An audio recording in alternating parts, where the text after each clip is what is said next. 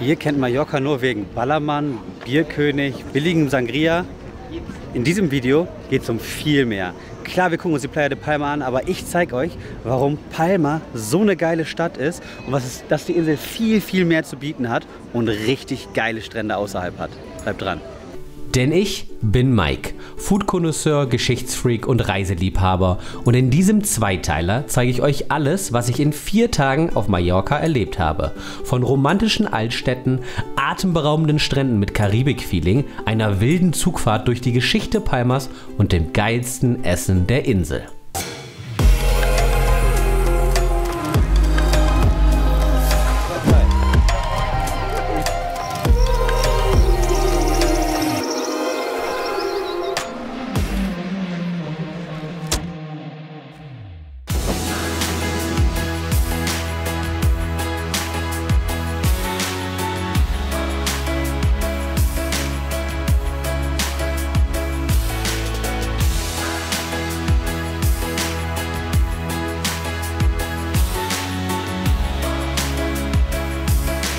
Willkommen in Palma, der Hauptstadt von Mallorca.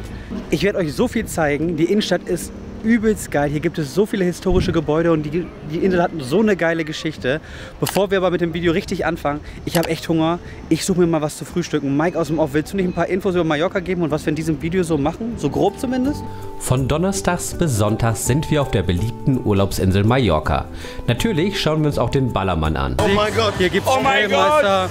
Aber konzentrieren uns vor allem auf die Hauptstadt Palma und ihre reiche Geschichte sowie die kulinarischen Highlights. In Teil 2 machen wir dann die fast karibischen Strände an der Ostküste unsicher und fahren mit dem Zug, den es schon mehr als 100 Jahre gibt.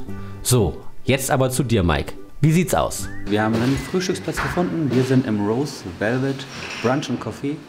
Nicht verwirren lassen, die Bakery und das Brunch Coffee sind, glaube ich, der gleiche Ort. Zumindest hat uns beides hier hingeführt. Hier gibt es sehr viele verschiedene Sachen, vor allen Dingen auch viel Gebäck. Ne? Ihr seht zum Beispiel Croissants, die sehr lecker sind und auch sehr viele Kuchen, aber auch richtig gutes Frühstück. Ich glaube, ich werde irgendwas mit Scrambled Eggs nehmen. Natalia möchte was mit Poached Eggs haben. Der Nachteil ist ganz klar, hier gibt es kein Kakao. Das ist ein klarer Minuspunkt, für mich zumindest, weil ich ja keinen Kaffee trinke. Aber ich bin sehr gespannt. Der Laden sieht sehr cute aus, hat einen kleinen Außenbereich, der sehr schön grün ist. Das Ganze ist in einer schönen Seitenstraße. Bin gespannt.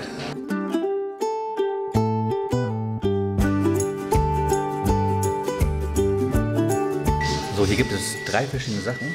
Bowls, Tostadas und Sandwiches. Natalia hat sich Poached Egg Tostada geholt. Sieht sehr geil aus mit Avocado, Poached Egg, ein bisschen Gewürzen. Wie schmeckt? Ich habe mir das Scrambled Egg Sandwich geholt.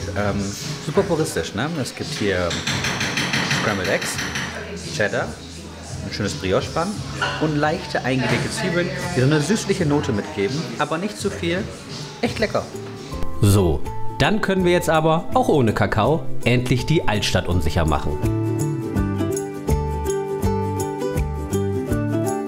Ja, unser erstes Highlight ist nördlich von der Innenstadt, weil ich komme von Norden, da ist mein Hostel, das zeige ich euch morgen. Aber auf jeden Fall gehört das erste Highlight nicht nur Palma alleine, sondern auch einem anderen Ort, und zwar Sóller, denn es handelt sich um die berühmte elektrische Eisenbahn, die von hier nach Port de Sóller fährt.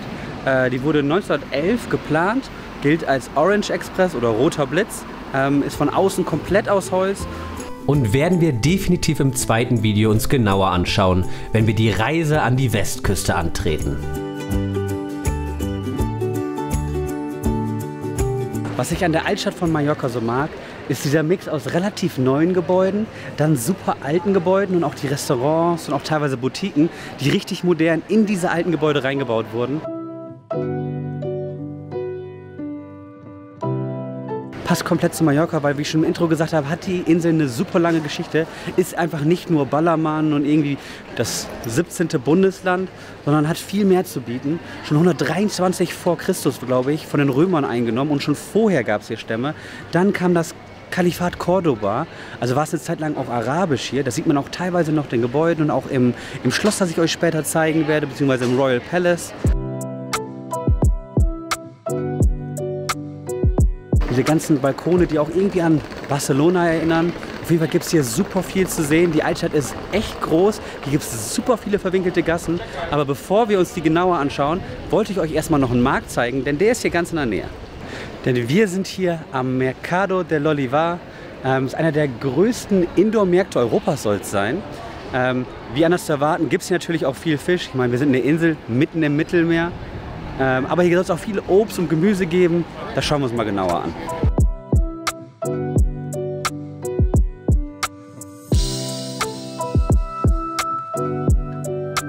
Natürlich ist hier die Auswahl an Schinken auch einfach riesig. Was aber auch super interessant ist, dass man hier auch sehr viele Mallorquiner, zumindest Einheimische sieht, die hier an den kleinen Bars und Restaurants sitzen und ein paar Tapas essen. Vielleicht machen wir das auch morgen nochmal. Jetzt gerade hatte ich ja erst Frühstück, deswegen bin ich noch nicht so hungrig. Wir gucken uns weiter um.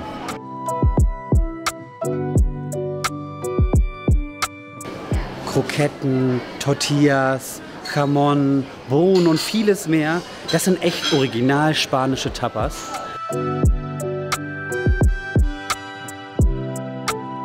Das Gute ist, für Fisch gibt es hier eine extra Halle.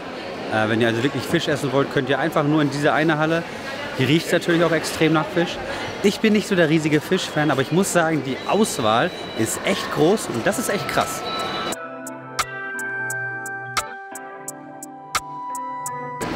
Ja, die Stadt ist natürlich übelst überfüllt, aber man muss auch ehrlich sagen, und das behalte ich für das ganze Video im Hinterkopf, wir sind hier mitten im August, während der Sommerferien, die gerade in Deutschland sind. Überfüllter könnte die Insel also gerade nicht sein mit Touristen und dennoch ist es alles noch akzeptabel, finde ich. Man kann es hier trotzdem genießen. Dazu kommen übrigens auch noch Länder wie Spanien, Italien oder Österreich, die kirchliche Feiertage haben und deswegen ebenfalls diese für ihren Urlaub auf Mallorca nutzen. Hochzeit der Hochzeit also. Aber wir lassen uns nicht aufhalten und gehen weiter zum nächsten Highlight.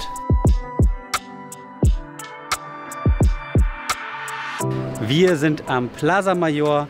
Das ist der Hauptmarktplatz der Stadt, der wohl bekannteste Platz der Stadt. Ist typisch spanisch, dass er so ein Innenhof eigentlich ist. Also der Marktplatz ist theoretisch ein großer Innenhof. Das habe ich genauso schon in Madrid und Barcelona und in Malaga gesehen. Also es gibt es in jeder größeren spanischen Stadt. Trotzdem wunderschön. Generell sagt man natürlich, den Restaurants hier sollte man eigentlich nicht essen gehen. Alles überteuert, so wie man es auch in Deutschland und Co. kennt. Aber erstens gibt es hier Popeyes. Und wenn ihr meine USA-Videos gesehen habt, dann wisst ihr, wie sehr ich Popeyes liebe. Also American Chicken, Louisiana Style. Das gibt es in Deutschland noch nicht. Gibt es mittlerweile in Polen und Spanien hier in Europa. Aber hier soll es auch ein cooles Frühstücksrestaurant geben, das wir vielleicht die nächsten Tage mal testen werden. Weil wir wollen ja jedes Mal was Neues testen. Ne? Auf jeden Fall der Plaza Mayor. Sehr hübsch. Kann man mal durchgehen. Das Gute daran ist aber, dass er sehr zentral liegt und dann halt zu den anderen Einkaufsstraßen, La Rambla und Co. führt und man von hier auch gut zur Kathedrale und Co. gehen kann. Ist eher so ein, geht man mal durch, geht mal dran vorbei, aber nicht ein Highlight per se.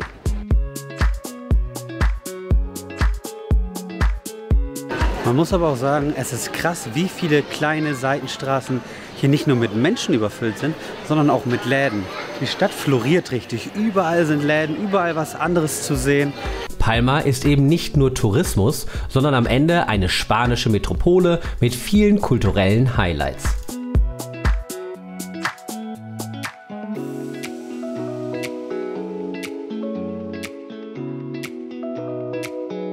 Manche Seitenstraßen sind auch richtig leer und man vergisst auch für einen kurzen Moment, dass es eigentlich super touristisch hier ist und sehr, sehr viele Menschen hier sind.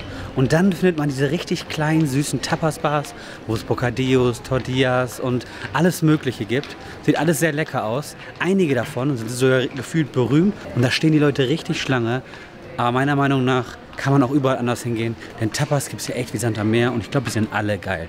Wir werden in diesem Trip auf jeden Fall nochmal Tapas essen. Entweder im ersten oder im zweiten Video. Sehen wir noch.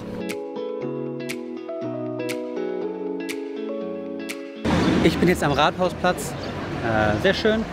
Mein Highlight hier ist auf jeden Fall dieser Baum. Das ist ein Olivenbaum, der über 600 Jahre alt ist. Kommt eigentlich aus Polenka, aus dem Norden. Wurde 1989 hier hingepflanzt, damit es auch ein bisschen grüner hier ist. Passt hier sehr schön hin. Rundherum sind richtig krasse Gebäude. Ne? Also einmal haben wir das Rathaus da vorne. Dann hier noch ein paar Gebäude und alle Gebäude sind so richtig schön verschnörkelt, haben so kleine Türme drauf, als wären es so kleine alte Burgen. Alles richtig schön.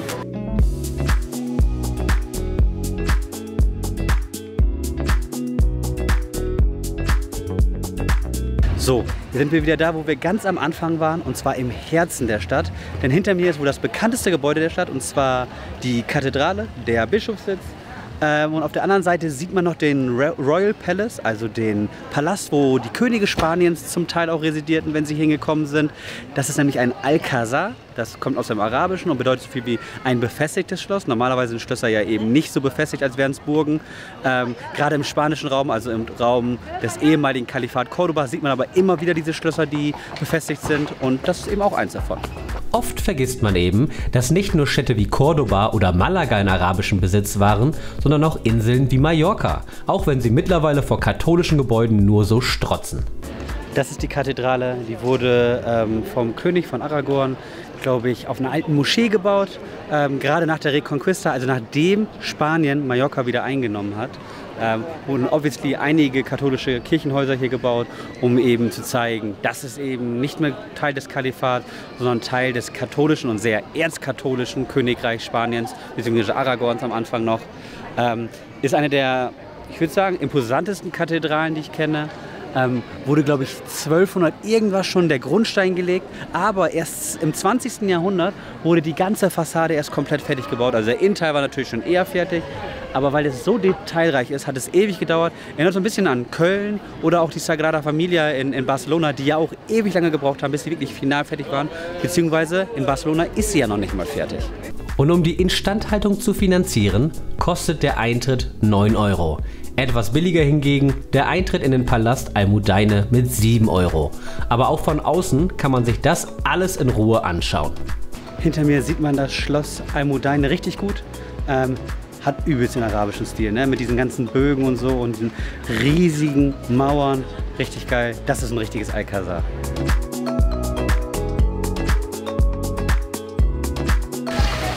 Selbst die Gärten hinter dem Schloss lassen schon erkennen, wie schön es hier ist. Also wenn man nicht die 7 Euro ausgeben möchte, kann man hier trotzdem durch einige schöne Gärten strollen. Man muss aber auch sagen, das lohnt sich, weil bei 37 Grad ist so ein bisschen Schatten echt geil. Da unten an der Fontäne, wo viele sitzen, beziehungsweise an dem Brunnen, da knallt die Sonne richtig hart, ne? Da kann man sich nicht lange aufhalten. Ich glaube, ich habe auch schon meinen Sonnenbrand des Todes. Deswegen werde ich jetzt mir noch die La Rambla angucken und dann werde ich auch mal langsam zurück ins Hotel und mich vielleicht ein bisschen eincremen und sowas und eine kleine Pause machen, weil es ist echt heiß.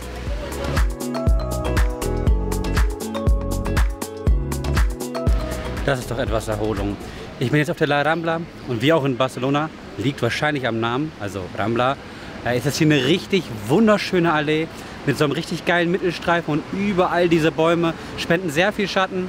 Hier sind ein paar kleine Läden, ist definitiv nicht so krass besucht wie jetzt die La Rambla in Barcelona, wo das ja auch die Haupteinkaufsstraße ist. Das ist ja hier mehr in der Altstadt, aber dennoch wunderschön, kann man mal entlang schlendern.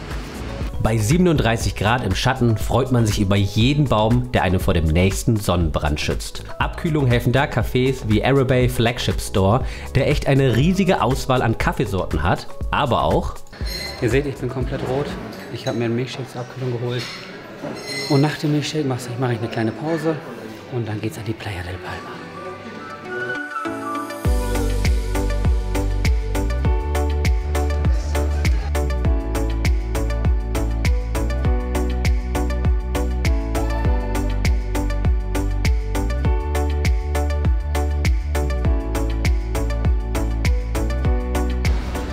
Willkommen am Ballermann. Also ja, eigentlich heißt das ja, ne? El Arenal, Playa de Palma. Ich habe ja vorher schon angedeutet, das ist ein richtig geiler Stand. Das Coole ist, hier gibt es eine schöne Promenade, sehr viele Palmen, sehr viele von diesen kleinen Läden.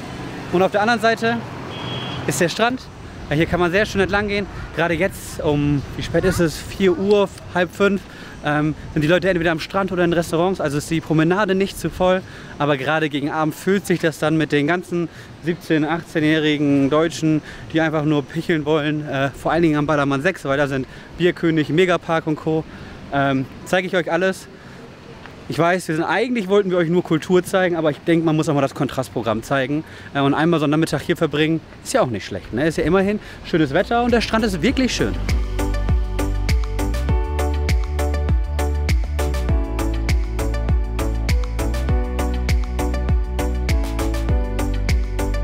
Promenade oder eben direkt am Strand entlang gehen, ist auch sehr geil. Und dann kommt man hier an die Balnearios oder wie wir im Deutschen sagen würden, Ballermänner. Da ist hier die 09, ne? Hier sind alle von 13, glaube ich, bis 1 runter. Ballermann 6 ist der bekannteste. Und das sind einfach nur Bars. Mittlerweile sind es einfach richtig coole, chillige Bars. Früher war es eben so, hier konnte man eimerweise Sangria saufen. Da haben sich die Leute, sind hier komplett eskaliert, vor allem die Deutschen und Engländer. Mittlerweile ist es am Strand nicht mehr erlaubt. Und das macht es, glaube ich, auch für viele viel angenehmer hier.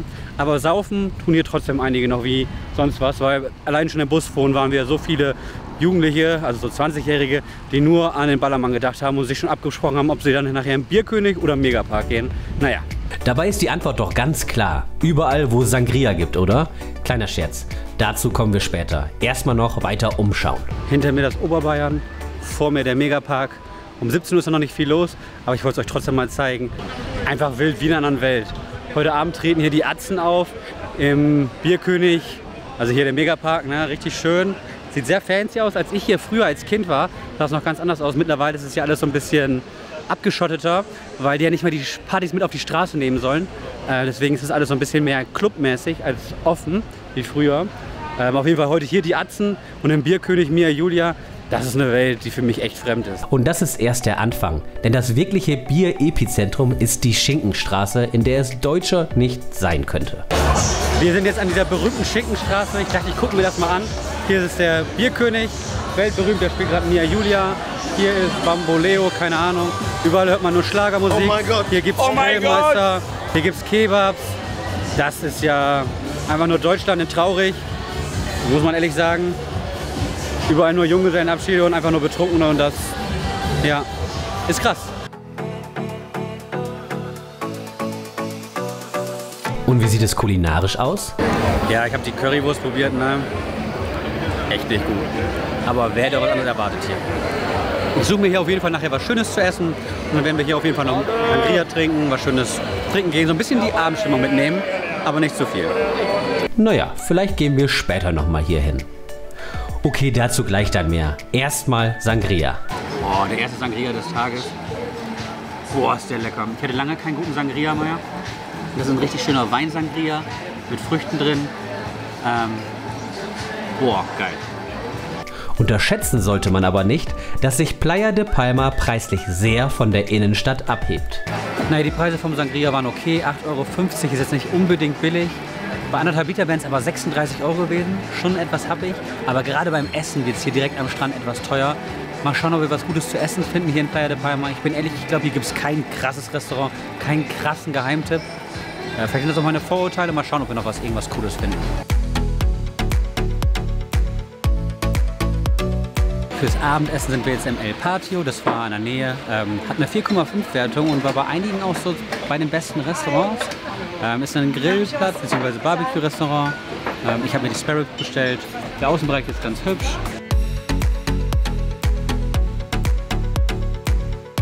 Die Portionen sind groß.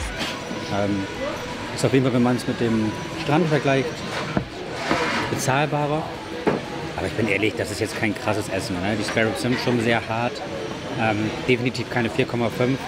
Ich glaube, was sie auszeichnet, ist, dass man hier, wenn man vorher reserviert, einen Tischgrill bekommen kann. Hier, so ein bisschen wie bei Korean Barbecue. Und ab 30 € sogar schon dann All You Can Eat.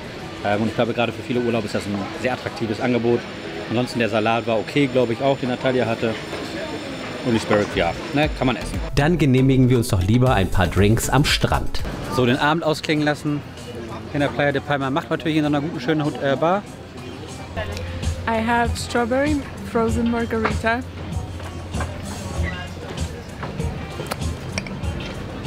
And it's very frozen. Ich habe auch einen Frozen Margarita.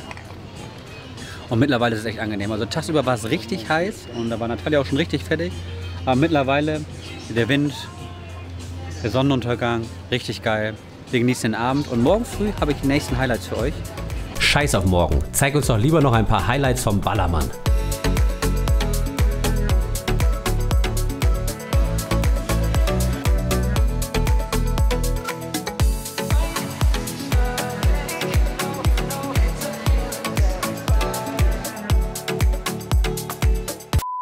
Guten Morgen, wir sind zurück in Palma und jetzt zeige ich euch endlich unser Hostel. Und wie ihr seht, haben wir sogar eine Dachterrasse. Ziemlich cool sogar, 2 Dachterrassen, to be honest. Ganz ehrlich, wir haben ein Hostel gebucht, denn wir wollten nicht viel Geld ausgeben, haben wir auch relativ spät erst gebucht. Am Ende haben wir jetzt, glaube ich, irgendwie 530 € bezahlt für die ganzen Nächte. Das Hostel ist ganz bequem, wir haben ein eigenes Zimmer, wir teilen uns die Duschen mit anderen Leuten, aber die Duschen sind ganz sauber. Ich glaube, der große Nachteil ist, hier gibt es keine Klimaanlage, nur einen Ventilator. Nachts kühlt es sich aber ein bisschen ab, deswegen ist das ganz okay, verkraftbar. Die Terrasse dafür ist ganz cool und unten gibt es natürlich einige Aktionen noch, die man mitmachen kann. Den Innenhof, der ist ganz cool. Ich gucke mal, ob ich den von hier sehen kann sogar. Ja, also auch von hier oben sieht man den. Aber ich zeige Ihnen auch gerne noch mal von unten. Generell ist es so, dass natürlich typisch Hostel hier einige Aktionen gibt. Das ist für mich ein riesen Vorteil an Hostels. Man lernt schnell Leute kennen, man kann an irgendwelchen Partys mitmachen. Die haben hier irgendwelche Touren auslegen. Das ist viel cooler als in einem großen Hotel normalerweise. Ihr seht, ich bin wieder auf diesem Großmarkt, an dem wir gestern schon waren. Denn Natalia möchte heute zum Frühstück. Was möchtest du? Tortilla. Genau, Tortilla. Falls ihr meine Mexiko-Videos gesehen habt hier oben. Damit meine ich nicht das Fladending, das man in Mexiko bekommt, sondern eine Art Ei mit Kartoffelmix. Seht ihr gleich. Ich würde mir wahrscheinlich so ein Bocadillo mit Jamón holen. Wir müssen uns ja stärken, denn wir haben hier noch einiges vor heute.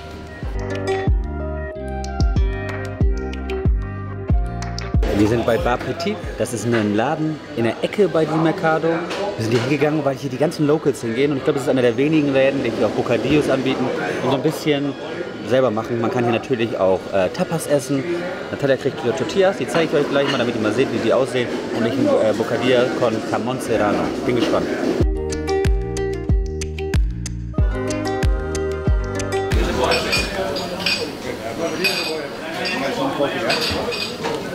Mein Jamón-Sandwich ist mit Käse, leicht Tomaten drunter und das Ganze wurde getoastet mit einem frischen Brot. Es ist so unheimlich lecker. Ich kann das gar nicht beschreiben. Es ist nicht viel. Es ist eigentlich super simpel für 3 €. Noch ein paar Oliven dazu, die Natalia richtig geil findet. Richtig krass. Auch der Tortilla schmeckt ganz gut. Kann man nicht klagen. So, jetzt machen wir uns mal auf den Weg in einen neuen Stadtteil von Palma. Nur ein kleines Highlight zwischendurch noch. Falls euch mal der Sinn nach Backwaren ist, hier gibt es sehr viele Bäckereien. Santo Cristo ist zum Beispiel eine davon. Die haben sehr leckere Brötchen, aber auch andere Backwaren. Die gibt es überall an jeder Ecke gefühlt. Beziehungsweise ich habe 2 Läden auf jeden Fall von denen schon gesehen. Sieht ganz gut aus. Bekannt sind die vor allem für ihre Ensaimadas, die in Pizzakartons ausgeliefert werden. Großes Schmalzgebäck, eine Tradition der Insel. Wir sind jetzt auf dem Weg nach Santa Catalina, aber vorher möchte ich euch noch eine Prachtstraße zeigen. Ich habe euch ja gestern schon die La Rambla gezeigt und jetzt sind wir auf der zweiten. Ich blende mal den Namen hier unten ein. Das ist ebenfalls eine Prachtstraße, eine Allee. Und hier sind natürlich solche Läden wie Louis Vuitton und all sowas. Ziemlich cool. Jetzt geht es weiter nach Santa Catalina.